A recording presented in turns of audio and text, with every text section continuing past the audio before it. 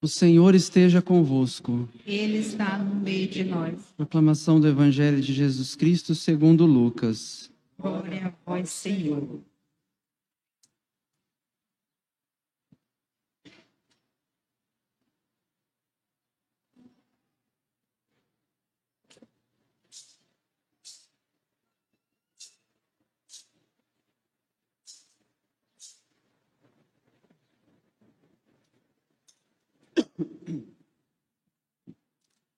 Naquele tempo, um mestre da lei se levantou e, querendo pôr Jesus em dificuldade, perguntou: Mestre, que devo fazer para receber em herança a vida eterna? Jesus lhe disse: O que está escrito na lei? Como lês?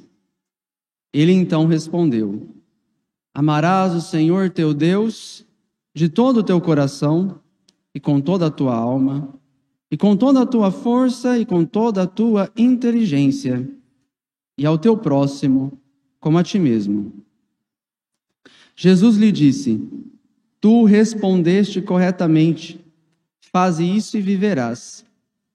Ele, porém, querendo justificar-se, disse a Jesus: E quem é o meu próximo? Jesus respondeu: Certo homem descia de Jerusalém para Jericó e caiu nas mãos de assaltantes. Estes arrancaram-lhe tudo, espancaram-no e foram-se embora, deixando-o quase morto. Por acaso, um sacerdote estava descendo por aquele caminho, quando viu o homem, seguiu adiante pelo outro lado. O mesmo aconteceu com um levita. Chegou ao lugar, viu o homem e seguiu adiante pelo outro lado. Mas um samaritano que estava viajando chegou perto dele, viu-o e sentiu compaixão. Aproximou-se dele e fez curativos, derramando óleo e vinho nas feridas. Depois colocou o homem em seu próprio animal e levou-o a uma pensão, onde cuidou dele. No dia seguinte, pegou 2 moedas de prata e entregou-os ao dono da pensão, recomendando: Toma conta dele. Quando eu voltar, vou pagar o que tiveres gasto a mais. E Jesus perguntou: Na tua opinião, qual dos 3 foi o próximo do homem que caiu nas mãos dos assaltantes? Ele respondeu: Aquele que usou de misericórdia para com ele. Então Jesus lhe disse: Vai e faze a mesma coisa. Palavra da salvação. Glória a vós, Senhor.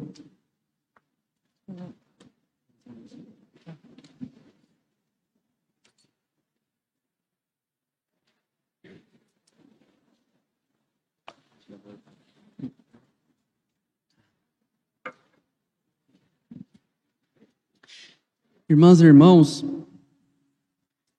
existe um slogan muito difundido na igreja hoje em dia, em muitos lugares, que diz assim: mais pastoral, menos doutrina.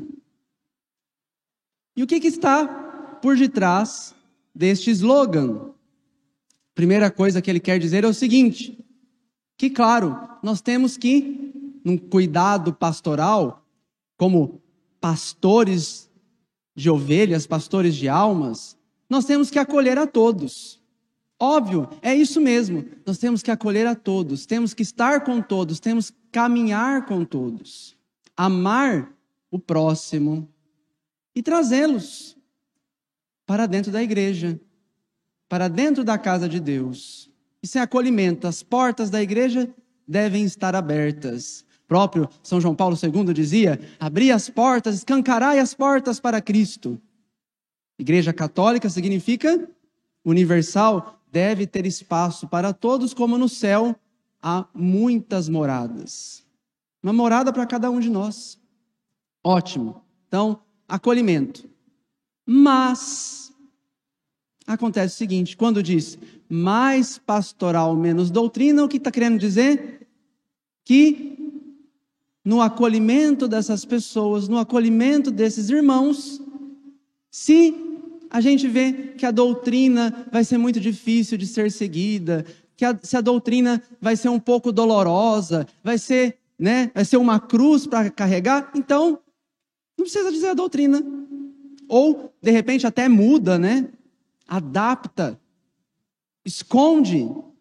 Meus irmãos, não foi isso o que Jesus ensinou, e não é isso o que ele está apresentando para nós no Evangelho de hoje. Veja bem, se você está doente, se você tem uma doença, você vai ao hospital.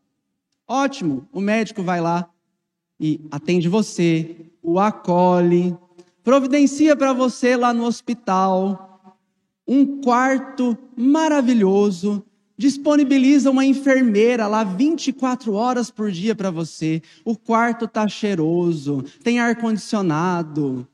Ou seja, tem todo o conforto do mundo, mas o principal o médico não faz, que é o quê? Dar o remédio para a sua doença. Curar você. Ou seja, ele proporciona todo o conforto, Mas o principal, que é aquilo que você quer, que você necessita para a sua vida, para você viver, que é o remédio para a sua enfermidade, então isso ele não dá. Isso é um médico que realmente ama o paciente e quer o bem do paciente? Obviamente que não. Muito bem, no Evangelho de hoje, então, o que é que nosso Senhor está ensinando para nós?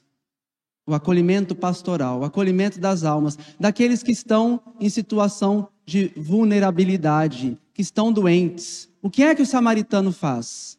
Primeiro, ele acolhe, ótimo, ele se compadece, ele olha a situação daquela pessoa, justamente olhando com um olhar clínico, para entender o que é que está passando naquela pessoa, qual é a dificuldade dela. E uma vez que ele tende a ferida, ele a cura. Ele está lá com o óleo, derrama o óleo, toma todo o cuidado dela. E uma vez a curando, ele a acompanha. Leva para a sua casa, leva para o hospital. E pede para que os outros tomem conta dela, tomem conta dessa pessoa. E gasta, e empenha a vida dele naquele cuidado. Assim, meus irmãos, é o cuidado pastoral da igreja. Vamos lembrar que São Pio X dizia: apacentar, ou seja, cuidar pastoralmente é, antes de tudo, doutrinar. Doutrinar em que sentido? Levar a palavra de Deus para as pessoas. Levar o ensinamento do Evangelho para as pessoas. Levar o amor de Jesus para as pessoas. Porque, óbvio, a palavra de Jesus é a palavra da salvação. Não a palavra de morte. Pelo contrário, eu vou matar os meus irmãos se eu esconder essa palavra.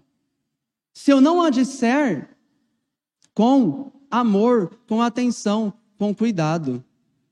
Eu preciso anunciar. E eu preciso anunciar sobretudo, meus irmãos, porque, vejam, o que nós ouvimos na primeira leitura, Deuteronômio. Na verdade, este mandamento que hoje te dou não é difícil demais, nem está fora do teu alcance. Mas quem nos ensinará para que o possamos cumprir? Os mandamentos de Deus, meus irmãos, não são coisas fora do nosso alcance, porque nós temos a graça. Nós temos a graça dos céus, nós temos a graça dos sacramentos. Nós, nessa vida aqui, nós somos como esse rapaz que está descendo de Jerusalém e muitas vezes pegando o caminho errado, indo para Jericó. Deveria ser o contrário, sair de Jericó e ir para Jerusalém. Mas nessa vida, que é uma caminhada, que é uma peregrinação, quantas vezes nós erramos o caminho? Nós nos distraímos, nós agimos impulsivamente, movidos por uma pressa, por uma paixão, por uma necessidade. Vejam, ontem, Padre Renan rezem por mim que o Padre Renan anda meio distraído no trânsito, né? E aí, no momento de pressa, impulsividade, fiz uma barbeiragem lá. E fui chamado a atenção por isso, claro. Agradeço a pessoa que me chamou a atenção. Na nossa vida, meus irmãos, na nossa caminhada para o céu, infelizmente, Santa Teresinha mesmo dizia que ela era um passarinho que estava lá focado em Cristo, mas chegava um momento que esse passarinho se distraía com as minhocas ali no chão e ia ciscar para longe do Senhor. Nós somos esse passarinho. Nós somos essas pessoas que muitas vezes se distraem do caminho. Quem é então que vai nos colocar no caminho de volta? Por isso que Cristo instituiu a igreja. Por isso que Cristo instituiu o ministério sacerdotal. Por isso que Cristo nos deu pastores. E esses pastores têm que ser realmente médicos, que tratam da ferida do doente. Não simplesmente são o parceirão, o cúmplice no pecado. Não, nós temos que tratar da ferida. Nós temos que corrigir o caminho dos nossos irmãos, claro, com amor, com paciência, com caridade, com misericórdia, acompanhando, se mostrando disponível, mas não deixando de curar a ferida, com a palavra de Deus. Por isso, na igreja, então, nós temos também os sacramentos. Este samaritano aqui que usa do óleo, sinal dos sacramentos. Nós temos, graças a Deus, nós temos a confissão. Se erramos o caminho, se nos distraímos e por algum momento, por impulsividade, fazemos uma barbeiragem na autoestrada para o céu e mudamos a rota, nós temos como corrigir. Foi-nos dada a confissão. Se você está achando difícil, se está achando difícil amar, nós temos o amor feito carne, feito corpo, sangue, alma e divindade para nos alimentar e nos ensinar a amar. Se nós estamos com alguma enfermidade física, e essa enfermidade física está causando uma tentação na minha fé, colocando a saúde da minha alma em perigo, nós temos o óleo santo da unção dos enfermos. Nós temos a crisma. E para cada vocação, nós temos a ordem, nós temos o sacramento do matrimônio, para que os mandamentos de Cristo estejam bem ao nosso alcance, estejam em nossa boca e em nosso coração, para que os possamos cumprir. Os mandamentos, meus irmãos, não são pedras de tropeço. Os mandamentos, meus irmãos, são rotas, bússolas bem traçadas no nosso caminho para que nós cheguemos ao céu. Isso são os mandamentos das nossas vidas. E nessa autoestrada nós temos os sacramentos, a graça de Cristo. Portanto, meus irmãos, a igreja, quando diz para um irmãozinho que de repente sente atração pela desinteressada com os outros irmãos da igreja e com o próprio Cristo, e que esse é um caminho de salvação, um caminho para chegar ao céu, a igreja não está sendo homofóbica. A igreja está sendo a única que está agindo com misericórdia. Porque está indicando para esse irmãozinho que existe um caminho para além das satisfações de desejos desordenados, que qualquer um de nós pode sentir. A castidade não é só para o sacerdote que vive o celibato. A castidade é para todos, dentro de cada vocação. Quando a igreja diz que uma pessoa não pode comungar em pecado mortal, ela não está falando que aquela pessoa é uma miserável, ela não está excluindo a pessoa, mas está principalmente conscientizando aquela pessoa que ela precisa mudar o caminho, que ela precisa se curar, que ela precisa de tratamento. Então, imagine, voltando ao exemplo do médico lá. O médico está vendo que a pessoa está numa situação que, se ela continuar se alimentando de tal e tal alimento, isso vai fazer mais mal para ela.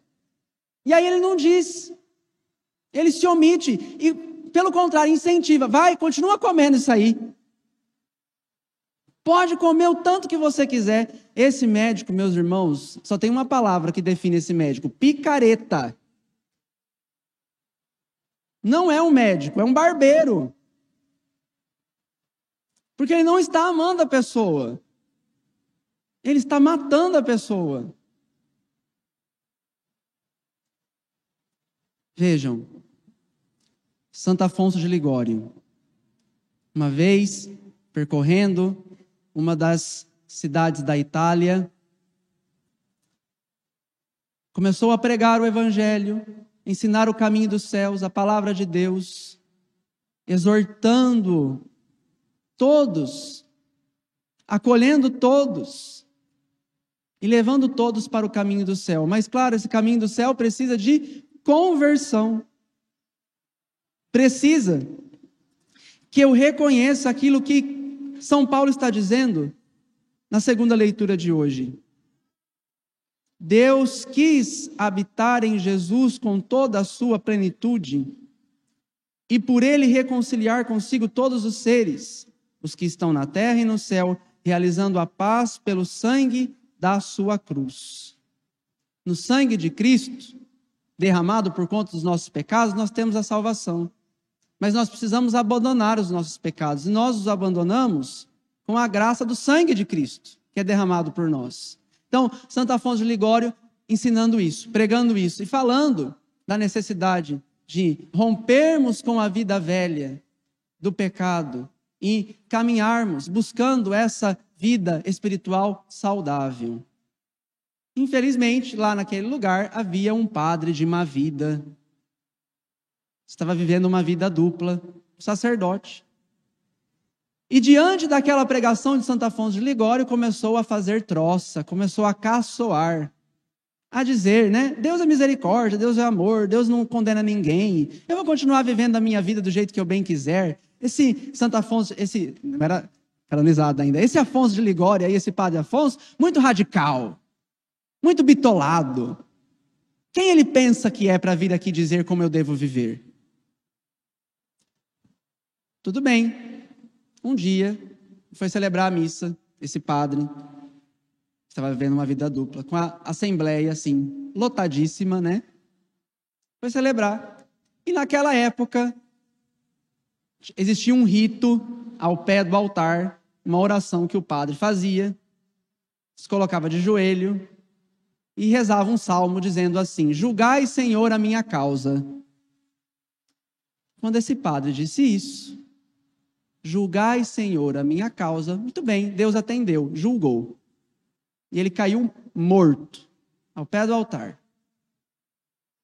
Morreu em pecado grave, infelizmente. Brincando com Deus. Não preciso nem dizer que o povo saiu louco da igreja, né? Já foi procurar Santo Afonso para se confessar. A graça de Deus, meus irmãos, a palavra está bem ao teu alcance.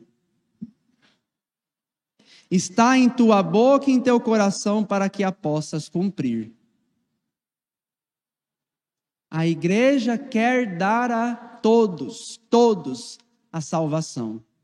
Mas ela não vai obrigar ninguém a querer se salvar. Salve-se quem quiser. Louvado seja o nome de nosso Senhor Jesus Cristo.